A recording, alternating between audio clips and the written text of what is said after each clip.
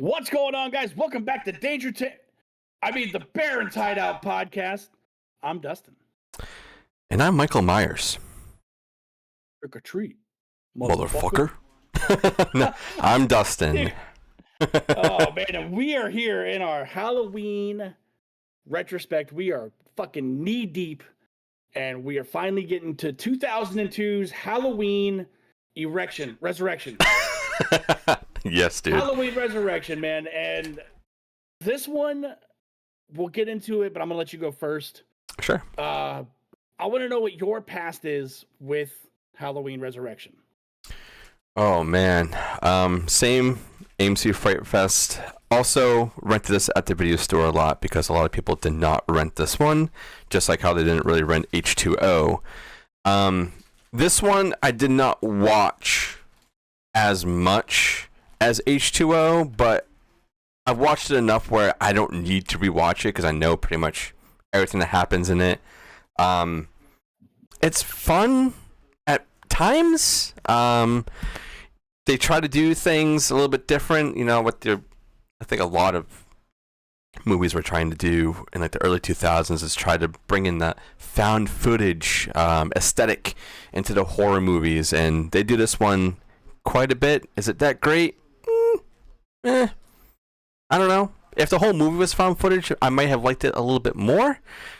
But, yeah, this one, it's not held as high as all the other ones that we've been talking about.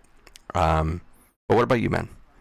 Yeah, that kind of goes for me too, man. I do wish that if this was strictly found footage, it'd be completely different. Mm-hmm. But this movie does the one thing that I hated in the 2000s.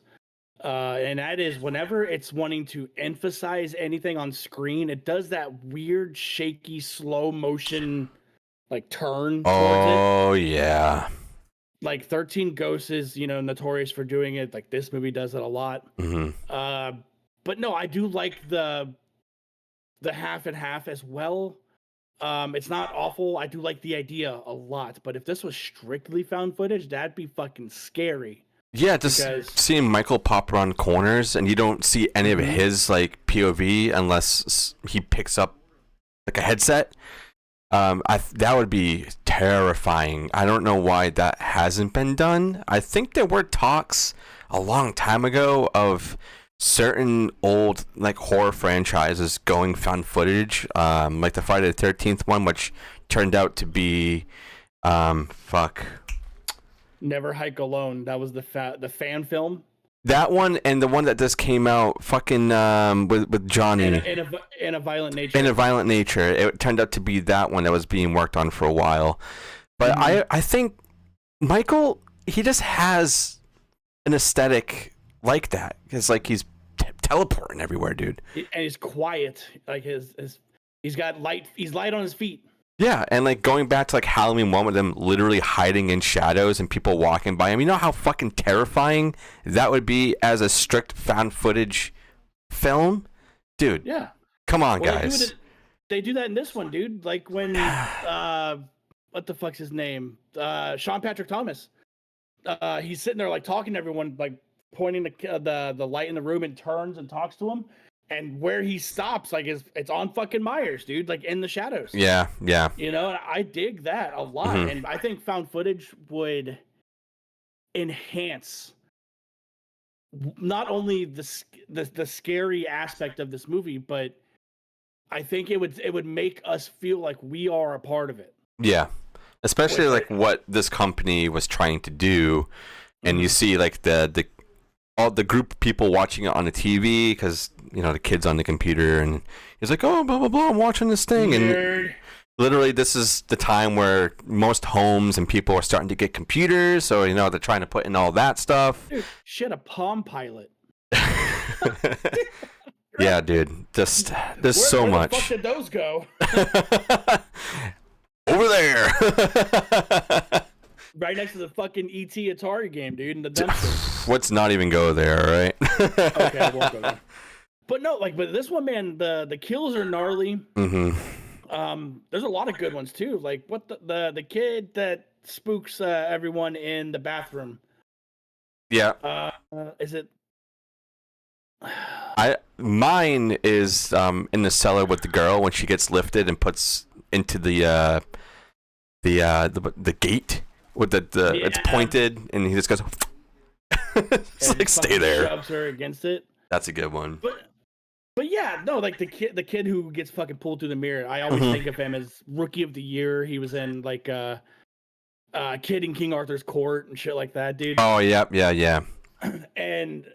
But he gets it good, man. Like he's sitting there fucking talking to the mirror, and Myers just grabs him through it and then stabs him on the top of the fucking head, and we see it. Yeah. We see that shit, dude, and I loved it. Yeah, that's another thing about this film is that you do see everything. Nothing I think is done off screen at all. And I feel like that's the benefit of the found footage stuff is because we can't escape it. Like the guy that's setting up the cameras in this movie, Myers just pops up and fucking stabs him with the world's fucking sharpest tripod. Yeah. Like why would you have something like that for anyways? You know what I mean? Like yeah. They don't have rubber feet on them. No. I also love when they I forget who it is, but they like run into the kitchen and it's like all the knives and the knives. Oh yeah, that's Sean Patrick Thomas. Like he's he throws the fucking herbs at Myers' eyes and shit like pocket sand. And he goes, "You want to fucking fight me like for some sushi?" Gets him, dude. Oh my god, damn good. Tyra Banks is in this. Yeah, you know, like you know, and then and the wire hell. Dude, listen, all right. So the final girl, when they go into the fucking garage at the end of this movie, and she's fighting Myers with a chainsaw, and she gets knocked down. Did you notice what landed on her? Oh, I haven't rewatched this in a while, but was it just a table? Look to your left. My left? Your left. You see that little soundboard you have right there? Oh, yeah, right here. That's my soundboard. What was laying on her fucking leg and she couldn't get up. Yeah. Well, I mean, how many tracks was that? Regardless. Yeah, I know. I'm just busting your balls. But what I like the most about this movie is Busta Rhymes. I know. It's Busta Rhymes, Kung Fu Busta Rhymes. Yep. Yeah, wearing the exact same thing Michael's wearing. But his fucking mouth opens on his little mask, dude, which is pretty fucking silly. It is pretty funny. No, all of the kills are different. And it's not just stabby stab like everything else with Michael Myers. Like you get that girl who gets her fucking block knocked off. You get the impalement, dude. The guy that gets his fucking head squeezed. Mm-hmm. That's one I've always like. When I think of Halloween, that's one I think of a lot with Michael, because he kind of did that in previous movies, but this one was more intense, and you legit see everything. Mm-hmm. And we were kind of making fun of the mask in this movie, right before we started recording. Fuzzy Michael. About his hair. Like that kid who was dressed up like Sam Jackson in Pulp Fiction in this movie got his wig the same place Michael Myers got his fucking wig. It's a porcupine Michael Myers. What I do like is his mask has like a scowl. Like he looks just fucking mean. And I do dig that a lot. It kind of gives him expression.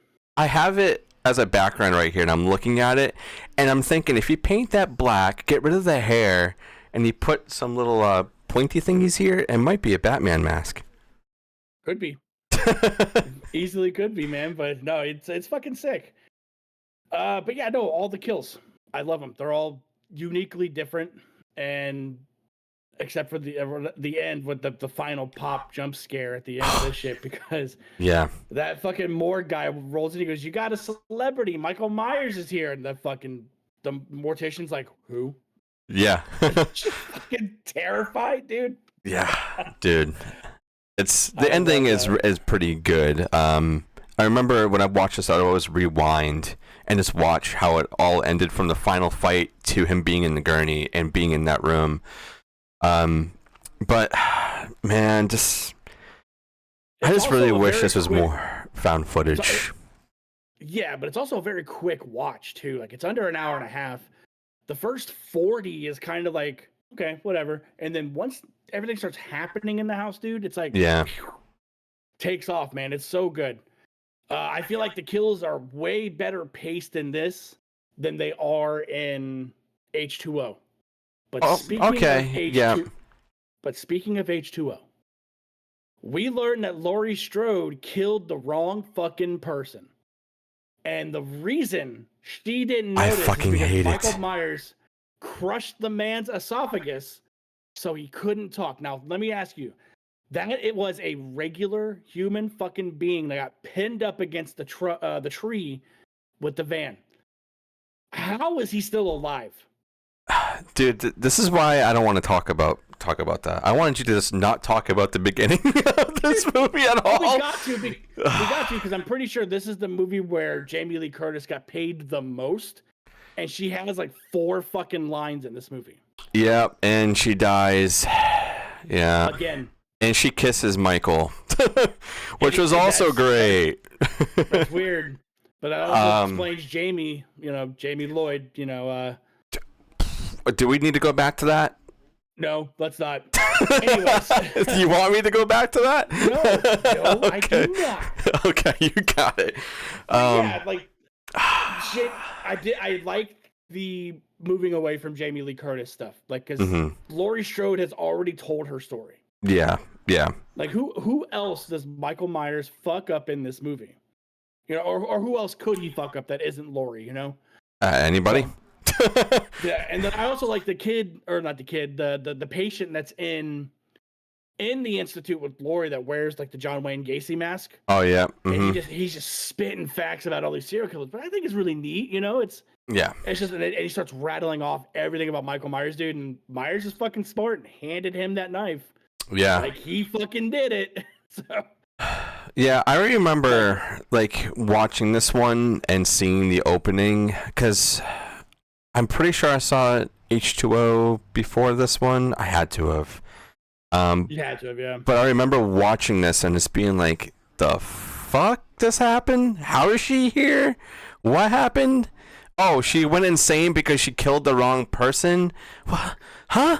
And then Michael is here and they're kissing and she's dead now. And then let's go to the Myers house and let's go film. But Michael does this one thing in this movie, and it's Laurie's ultimate demise, because he starts freaking out when he's hung upside down. Yeah, which is carried over from H2O, which I really like. That's what halted Laurie. Like, I need to fucking know for sure, dude. Yeah. And then she got. Yep. So, boy, I'm gonna bring it over to Rotten Tomatoes. Okay, all right, hit me with it. And there are 70 critic reviews on this one. All right, so the same as H2O. Oh boy. Yeah. 70. I might have to just mirror whatever H2O was. 56%. 10. Whoa, boy. 10%. There we go. All right, this might be the worst ranked one yet.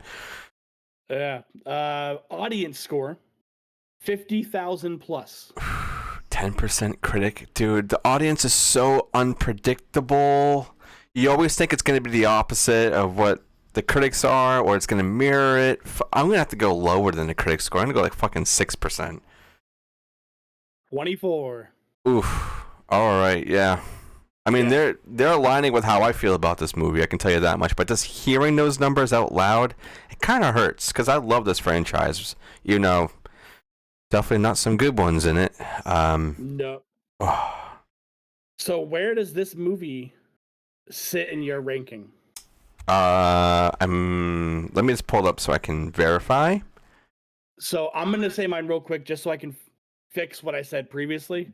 Go ahead. The covers of H2O and Resurrection look very, very similar. Oh, no.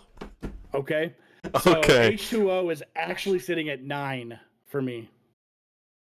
And Resurrection, for me, is sitting at 7. There's no fucking way, dude. There's no fucking way. Dude. The kills are gnarly in this, and H2O, the kills were hidden. We just seen the aftermath. But in both of these movies, Michael Myers does do his one-arm pull-up, so he just shows how strong he is. Dude, you're breaking my heart. You're breaking my heart, dude. Oh, it gets better, dude. Don't worry. Oh. All right. So this one what about you, man? This one lands at number 9 for me. This is my number 9 movie. Okay. Oh, you're breaking my heart. Oh, fuck. All right. Well, you know what? That's okay. That's okay. It happens. Yes, it happens a lot. But regardless of where we're ranking this, it's definitely one you should be watching just to see everybody else's different attempts at making a Halloween movie scary or refreshing. Because when you really think about it, they pretty much did everything in 1 and 2 that they possibly really could have to keep things fresh, right?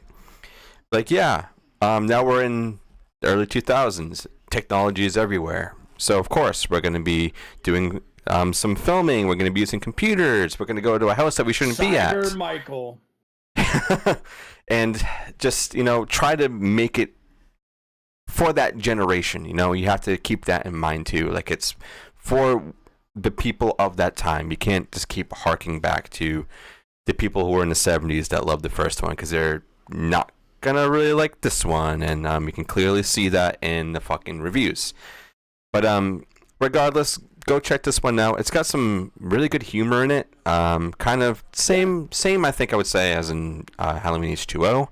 They both kind of mirror the same comedic beats. They walk the same path. The set design, I will say, the house is fucking really creepy. I do love what they did with the house and making it look the way that it is, and how they get in there and how they light everything up and blah blah blah, and how Michael just shows up. There's a lot of okay things. I'm not going to say great things. There's a lot of okay things in this one that you could probably go and love. You might be on Dustin's side and not on mine, and that's completely fine. Or you might be on your own little path, but go check this one out for sure. This movie had a lot of potential. Yeah. And a really good idea. Mm-hmm. Give me a found footage Michael Myers movie. I'll fucking watch it. Let's make it. Well, yeah, let's do it. I'm down. Let's do it, man. So by the time I can't fucking talk, dude. Yeah, the movie has not been released yet. It's okay. Yeah, by the time this episode drops, we will have revealed our brand new shirt design that our good friend Derek Eyeball Soup Griffin drew up for us. It looks fucking sick. Can't wait for more stuff from him, because he's just killing it. And keep your eyes out, because he may or may not be popping up on an episode here soon. Oh yeah. Which I'm pretty fucking stoked on. Me too. Patrons had the first dibs on the shirts. And if you would like first dibs like that in the future, we have a Patreon. Support us as low as $1 a month. You get the shirts, you get exclusive information, you get episodes wicked early.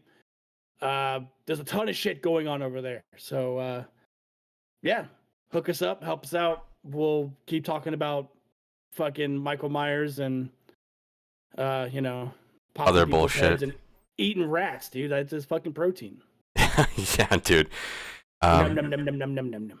Yeah, man, there's a lot of really cool shit, and obviously you guys can listen to us on Spotify. You can find us on Apple Podcasts, YouTube, all that good stuff. Anywhere you listen and support, it means a lot. We have been seeing a very big increase in numbers lately, and everybody says don't look at them, but it feels good to know that you're doing something that you really, really enjoy, and people are tuning in and supporting in any way they can.